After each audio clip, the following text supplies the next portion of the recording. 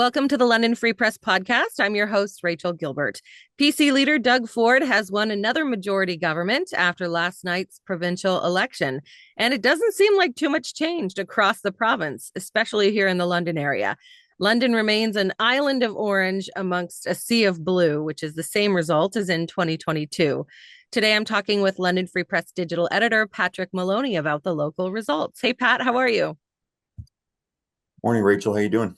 Good, good.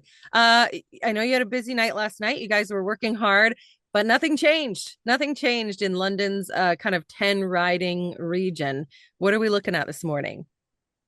Well, that is very true. So you talk about a change election, right? Where people, what they're motivated by is we just need to change. This is the opposite. It was a status quo election. 10 MPPs from the last legislature all ran for re-election. All 10 got re-elected, and pretty much all of them knew by within 1 minute of the polls closing that they were going to get re-elected. It was a romp for everybody. Um, so no change. And I think that speaks to uh, the level of comfort people have with the progressive conservative government because the Donald Trump tariff threat was such an overarching um, Mm. defining issue of the race.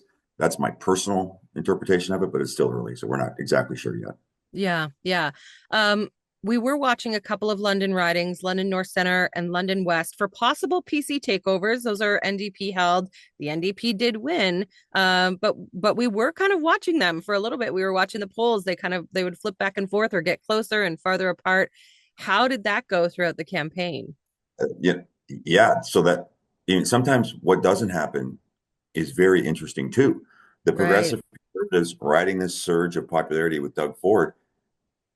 This city has elected progressive conservative MPPs in the past, liberal MPPs in the past. All three urban ridings in the city are held by New Democrats: Peggy Sattler, Terrence Kernahan, and Teresa Armstrong, and they all won going away last night. No, not even close. And it looked like, or I should say, we wondered if the progressive conservatives might win at least one of those seats. In fact, Doug Ford was in London on the last day of campaigning, which suggested he thought that too. But they Mm-hmm. didn't. So the question is, why did London voters reject the Doug Ford surge across the province? We don't know the answer yet. We're talking to some experts today. My colleague Jack Moulton, who was one of several colleagues who were out in the field last night, uh, he's going to talk to some experts about um, what does it say about the London voter that they stuck with the New Democrats. It might could be that we have really effective New Democrat MPPs. It might be that the progressive conservatives had ineffective candidates locally. I'm not sure, but in Hamilton, uh, there are 5 seats. 3 of them are now progressive conservative after last night. And the Hamilton Spectator has a columnist named Scott Radley, and he called that a political shocker. So the Hmm. surge affected Hamilton, which I think is always a comparable city in terms of size. But in Mm-hmm. London, voters said, no, no, thanks. So which Yeah. I found, The other thing I find interesting is that before having all NDP MPs, we had all Liberal MPs since 2003, or MPPs, I should say, all Liberal MPPs. So we haven't had a Conservative MPP since before 2023 in the 3 London proper ridings. But this time, the Liberals finished third in all of those ridings. So what can we take away from that? Maybe what are we going to be asking experts about regarding that? And, maybe what does that say about the Liberal Party and how they're doing right now? yeah, like there's not really anything to say about the Liberal Party, which when I came of age as a reporter 20 years ago, they were the ruling party of the province. I'm not even sure you'd call them an afterthought now. Do they even really exist? I mean, you got 80 Tory seats, 27 New Democrat, 14 Liberals. I mean, that's nothing. And they're not a threat in any of the ridings around here, which is a region they used to rule. Mm-hmm. So not a good reflection on the leader, Bonnie Crombie, and certainly maybe a reflection on the gas plant scandal and a few other things that happened under McGuinty and Wynne. Mm-hmm. I don't know how that party recovers and if it recovers, but we're now a progressive conservative or New Democrat region. Yeah. That seems to be the case. This is the third election where the Liberals are just a non-factor. Yeah. Yeah. In London North Centre, we were watching NDP Terrence Kernahan. He won again, but PC Jerry Pribble was up against him for the second time. In the last election, 2022, Terrence only won by 4,000 votes. So we were really keeping an eye on that one. But but now it seems like he actually got a few more thousand this time. Yeah. Yeah. The margin of victory in terms of the percentage of the votes was roughly the same. Jerry Pribble is a sitting city councilor. We did a story, my colleague Jack Moulton did it about a month ago, that London voters do not like when city councilors take a leave of absence to run for higher office. Mm. In this century, it's happened about, I'll say 10 times, and there's been one victory. And Jerry Pribble, I mean, it wasn't really close last Mm-hmm. night. So maybe that explains that particular result. But Kernahan also is clearly an effective and popular MPP in that riding. So Yeah. Yeah. yeah, it was interesting. I found that really, really interesting, that result. Right. Yeah. Okay, let's talk about outside of the city. The one riding that does take in London, or Elgin Middlesex London, I should say, they reelected Rob Flack, PC Rob Flack. He was Mhm. pretty much a shoo-in, right? That's kind of what we expected. Yeah, yeah, 55% voter share, just a butt kicking by him. And there was, of course, a big New Democrat scandal. The Mm-hmm. candidate dropped out last week after some past comments she made about black women were surfaced. Uh, she's still on the ballot. I think she got a few thousand votes. But anyway, Yeah. Black won. And what's interesting about that is the support is so strong there. Well, when you think about the Trump auto tariffs and the threat to our auto sector, if it does come to pass in southwestern Ontario, that's the number one. That could be the number one riding that could be affected because they've got a $7 billion Volkswagen electric vehicle battery plant planned to open there in a Yes. couple of years. Is it still going to open there? And I think maybe that result suggests that voters in that riding recognize that threat, and if they do, they believe that Doug Ford was the best guy to back them up. Yeah. What do you think? Do you think that was one of the main issues, the tariffs? What do you think the candidates were seeing and hearing at the doors when they were knocking, talking to people? What was some of the main issues they were hearing? Well, the new Demo, and again, my colleagues were the ones in the field interviewing them, but based on the comments that they got, the new Democrats who won in London said healthcare, cost of living, rental price, the rent you pay. Sure. Those were the big issues. Unfortunately, the reality, just if you want to add to the list of things of Donald Trump you don't really like, this Ontario election seemed to me that it was a referendum on who can best protect Ontario's economy from Trump's tariffs. That means underfunded schools, strained healthcare system, Children's Aid Society cutting services to the most vulnerable kids in our community, cost of living stuff. That all got pushed to the side.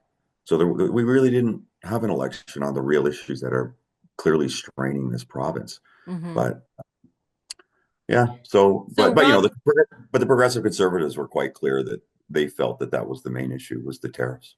yeah, yeah, and Doug Ford really came out swinging as soon as um, Trump announced that he was going to look into tariffs, and he had the hats that say Canada's not for sale. Do you think that really swayed some voters? Kind of his tough talk against Trump, and I'm going to stand up for you, and because that we all got our backs up immediately, right? And kind of united as a country based on Oh that yeah, yeah, that threat to all of us.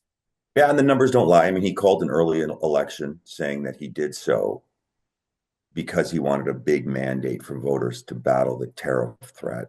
Mm. Uh, some of his critics would say that's not quite why he did it, but anyway, look at the numbers, right? He got 80 of the 115 seats last night, so it clearly it worked. Yeah, Yeah, it worked. yeah. Okay, let's look at some of the other ridings around London. We're just talking about the 10 kind of in and around London today, stretching from like Huron Bruce down to Chatham Kent over to Oxford. Nothing changed. All still PCs. Does All that progressive prove? conservatives. Yeah, all progressive conservatives, and some of those are formerly liberal ridings. So all progressive conservatives, and they all won in a walk. Yeah. Yeah. Okay. Another interesting riding was Hold'em in Norfolk, not one that we typically focus on, but what was happening there? Yeah, I thought that was the most interesting riding, and I think I encourage people to go read the Simcoe Reformer coverage on it. They have an independent MPP named Bobby Ann Brady, and she formerly worked for the previous MPP, and then she got elected in the last vote, and it was a pretty big surprise. I mean, she's not running under a party banner; Mm-hmm. she's independent. And last night she ran against the progressive conservative opponent named Amy Martin, who is the mayor of Norfolk County, so very well known. and she's riding that blue wave. She's Doug Ford's candidate, and Bobby Ann Brady, the independent candidate, crushed her. Yeah. I am just shocked by that result. Good. I mean, full marks to the independent candidate, but really surprising. I thought that was maybe the most interesting result in the province. And if I can also say too, it's just so fascinating. It's not a surprise, but it's fascinating in Oxford, which is Woodstock, that area. Yeah. Ernie Hardeman, MPP since 1995, last night got reelected for the ninth time, or to a ninth term, with 55% of the vote. So you're just like nobody's ever going to beat him. As Nobody's long as going they to want beat him. to run, it's just Is that the so longest running? Is he the longest serving MPP right now?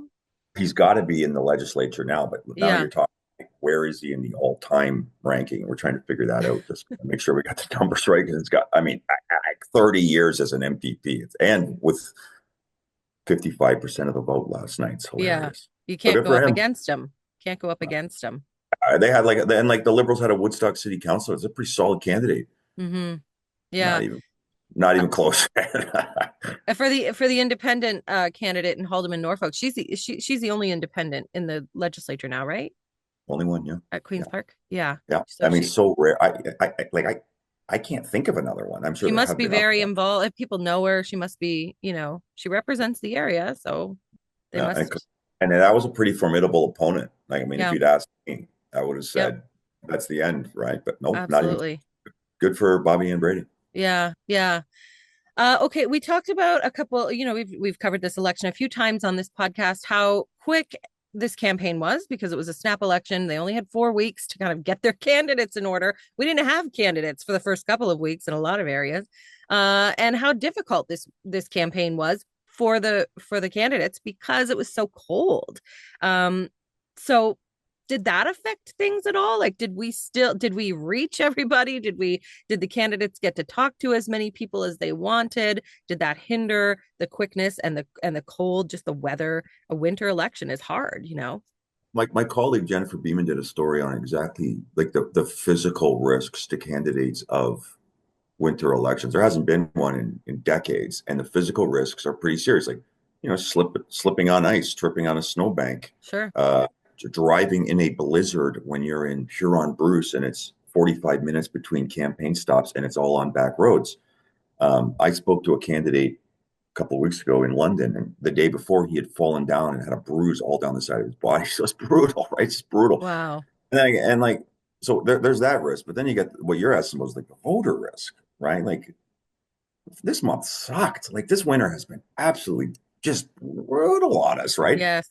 And then, like, what election? Oh God, I don't want to go out to vote. So the fear was that voter turnout was going to plummet, and it actually went up from the 2022 election. So it went up a percentage point, is what I'm reading from Global News this morning, Mm-hmm. which is citing Elections Ontario figures. So it was 45% turnout, 45% of eligible voters, which is still so depressing that that's the number, that more than half of people feel like they just don't want to vote. But at least the number Yeah. didn't go down, and there wasn't, you had the risk of maybe there being a blizzard on election night or something. Sure. I Really, mean, if people are apathetic normally, last time we only had 44% of voters, which was a record low. I mean, just abysmal how few people actually voted. This time we got 1% more. And it was quick. There's people away, there's snowbirds who aren't here in the winter. That's hard. It's hard to you have don't a want to go outside. I don't want yeah, to go outside. I don't want to go to the polling station. But people voted, so to the people who did, that's great. And to the people who did, I don't really keep scoring on them. I say, like, what are we doing here as a society that more than half of the eligible voters are just like, it's not going to make a difference. And you know what?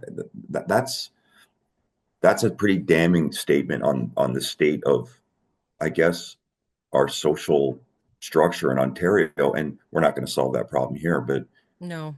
no, A lot of again, apathy though. There's a yeah, lot of apathy. we just had an election where the only thing that the ruling government talked about was some politician in another country. Yeah. So no problem Yeah. solved. But Yeah.